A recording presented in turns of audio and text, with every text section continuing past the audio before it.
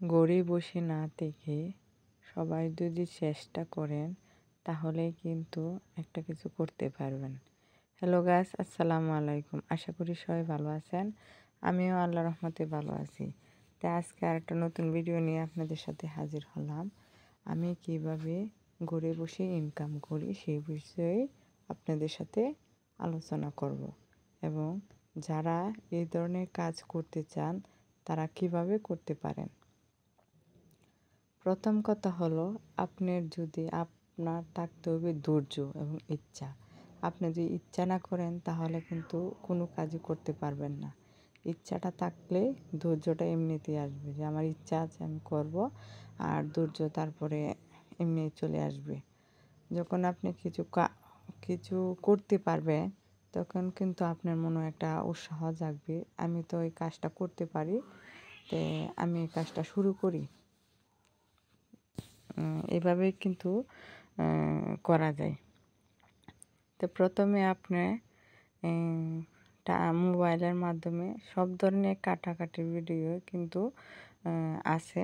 আপনি প্রথমে সেগুলা দেখবেন, দেখার পরে মেশিন কিনবেন একটা।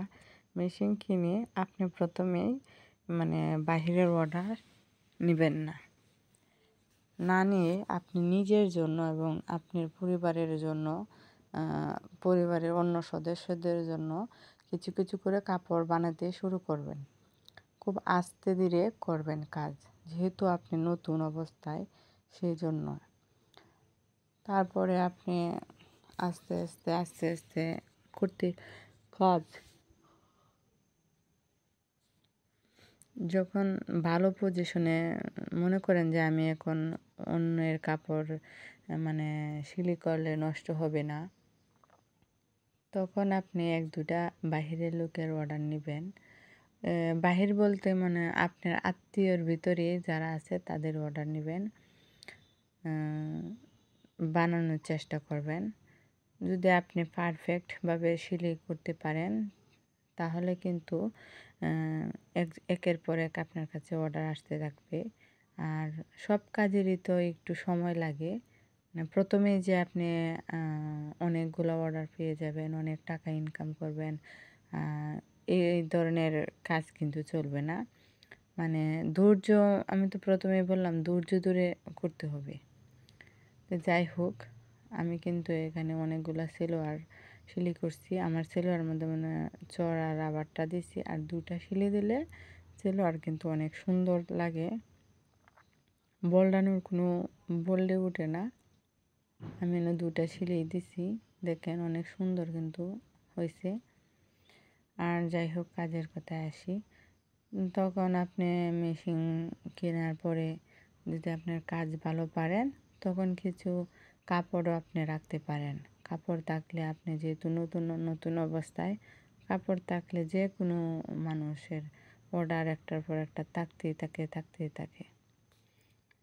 তো কিছু কাপড় ধরুন, কিছু বেডশিট নিলেন, কিছু 3 পিস নিলেন, কিছু গজ কাপড় নিলেন, 5,000 টাকা থেকে শুরু করে আপনি অনেক উপর পর্যন্ত কাপড় আনতে পারবেন। তখন আমি কিন্তু প্রথমে 2,000-3,000 টাকার কাপড় আনছি। আনার পরে আমি এইগুলার সিলি পাইছি আরও 1,000, হয়েছে আমার 4,000। আবার আনছি 4,000 টাকার কাপড়, আবার সিলি 1,000-1,200 এরকম হয়েছে। এমন করতে করতে এখন আলহামদুলিল্লাহ আমি অনেক অন্য এই কাপড়ের ব্যবসার উন্নতি বুঝতে পারতেছি। আপনারাও আমার মতন কিছু কিছু করে আনেন। প্রথমেই কিন্তু ক্যাশ এত টাকা নেবেন না। আপনি কাপড় যত টাকার আনবেন তার অর্ধেক কিন্তু সিলি। আপনি যদি 5,000 টাকার কাপড় আনেন, 5,000 টাকার 1,000, 1,500 কি 2,000 টাকা সিলি উঠে পড়ে। কাপড়ের লাভ যদি নাও থাকে, সিলিটা কিন্তু সম্পূর্ণটাই আপনার লাভ থাকবে। তো এইভাবেই কিন্তু আমরা যারা মেয়েরা তারা কিন্তু পরের অধীনেই থাকি বেশি, নিজের অধীন খুব কমই থাকে। চাকরির পিছে না দৌড়ে নিজের অধীনে চলার জন্য ব্যবসাটাই অনেক ভালো আমি মনে করি। আপনারা কার কি মতামত আমাকে কমেন্ট করে জানাবেন। তাই আমি হয়তো বা অত শিক্ষিত না, হয়তো বা আমি অত চাকরি করতে পারি না, কিন্তু আমি যেটা বেছে নিছি সেটাই কিন্তু অনেক আমার কাছে ভালো। আমার কারো কাছে 10 টাকা চাইতে হয় না। আর আমি নিজে পরিশ্রম করে নিজেই উপার্জন করি। তো যাই হোক, অনেক কথা বললাম। এগুলা কিন্তু নতুন কাপড় এসেছে, আমি নিয়ে আইছি, সেগুলোই কিন্তু আপনাদেরকে খুলে খুলে দেখাইতেছিলাম। এখানে 3 পিসগুলো আছে, গজ কাপড় আছে, থান কাপড় আছে। তো প্রথমে আপনি সেলোয়ার এবং পেটিকোটের ব্যবসা শুরু করতে পারেন। আশেপাশে যারা আছে তাদেরকে বলবেন আমার এখানে রেডিমেড এগুলা পাওয়া যাবে। আমার মানুষে না বললে তো আর মানুষ জানবে না যে আপনি কাজ লইছেন। যাই হোক, কথা বলতে বলতে নতুনদের জন্য এখানে একটা সেলোয়ার কয়েকটা সেলোয়ার কাটিং দেখাবো। আমি এখানে সেলোয়ারের হায়ের মাপটা নিলাম 18 ইঞ্চি।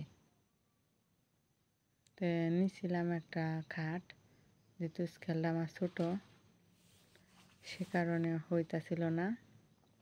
তো আপনারা 18 ইঞ্চি নেওয়ার পরে এখানে আপনারা করবেন, টান দিয়ে নেবেন। নেওয়ার পরে এখানে আপনি একটু রাউন্ড করে শেপ দিয়ে নেবেন।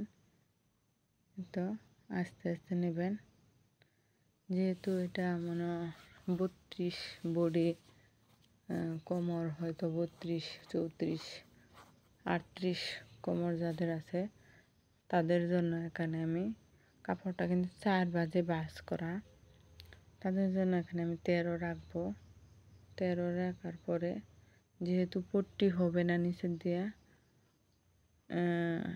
সে কারণে একটু রাউন্ড হবে। যদি পট্টিওয়ালা সেলোয়ার থাকে তখন কিন্তু রাউন্ড হবে না, রাউন্ড ছাড়াই কাটিং করতে হবে।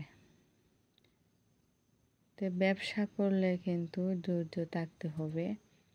আমি প্রথমে কাপড় আনছি, বলতেছি যে কাপড় তো কেউ নিতেছে না, এখন কি করব আমি? এই কাপড় আনছি, টাকা তো সব শেষ করে আনছি। সবারই কিন্তু এরকম একটা ধারণা থাকে, কিন্তু সে ধারণা নিয়ে বসে থাকলে তো আর চলবে না। তখন মানুষকে বলি আমার এনে কাপড় আছে, আমার এনে আপনারা বানাবেন, যেরকম ডিজাইন বলবেন সেরকম ডিজাইন আমি বানিয়ে দেব। সেভাবেই কিন্তু প্রচার হয় যে আমি কাপড় আনছি, সেভাবেই কিন্তু মানুষ জানতে পারে আর আমার কাছে আসে। আপনারাও আপনাদের আশেপাশে যারা আছে তাদেরকে বলবেন যে আমার এখানে কাপড় আছে, আপনারা কাপড় কিনে বানাতে পারেন। মানুষের প্রচার করতে অনেক কিছু করা যায়। আমি কিন্তু এখন রেডিমেড মিক্সিও রাখি, সব কাপড়ই রাখি। যে কোনো মানুষ আমার কাছে আসলে কিন্তু আমি রেডিমেড কাপড় দিতে পারি। এই তো দেখেন আমি সেলোয়ার কাটিং করতেছি, একটা কাটিং করার পরে আরেকটা এমনিতেই উপরে রেখে কাটা শুরু করতে পারবেন। আর প্রথম আপনি চেষ্টা করবেন কাপড়ের মাপটা সুন্দর করে রাখতে পারলে আপনি কাপড় এমনিতেই সুন্দর করে বানাতে পারবেন। যেহেতু শীত পড়ে গেছে, হালকা ঠান্ডা লাগছে, আমার হয়তো গলাটা আপনারা শুনে বুঝতে পারছেন যে গলা ব্যথা করতেছে। তো কাজের ফাঁকে ফাঁকেই করি, সংসারও নানান ধরনের কাজ থাকে, সেগুলোর ফাঁকে ফাঁকেই কিন্তু এই ব্যবসা করা, এই কাজ করা। আমি অনেক এই কাজটাকে অনেক মূল্যায়ন করি এবং ভালোবাসি। আমার কাছে ভালো লাগে বিধায় আমি করি। আপনার কাছে ভালো না লাগলে যে আপনার করতে হবে তেমন কোনো কথা না। আপনি যদি মনে করেন না আমার ভালো লাগতেছে না, তাহলে তো নাই। আর আমি মনে করি ভালো না লাগার কোনো কিছু নাই, আপনি একটু চেষ্টা করলেই করতে পারবেন। এই তো আমি 41 লম্বা একটা সেলোয়ার আর একটা সেলোয়ার 38 লম্বা, দুটা সেলোয়ার কাটিং করলাম। আমার ভিডিওটা যারা নতুন আছে তারা দেখবেন, কেমন হয়েছে কমেন্ট করে জানাবেন। আর একটু আমি মানে হয়তো বা একটু পটি লাগবে, সে কারণে 2 গজ কাপড় দিয়ে তো আর 38 ইঞ্চি 39 ইঞ্চি 40 ইঞ্চি লম্বার ছিল আর হয় না, সে কারণে। যাই হোক, সবাই ভালো থাকবেন, সুস্থ থাকবেন। আজকের মতো এই পর্যন্তই।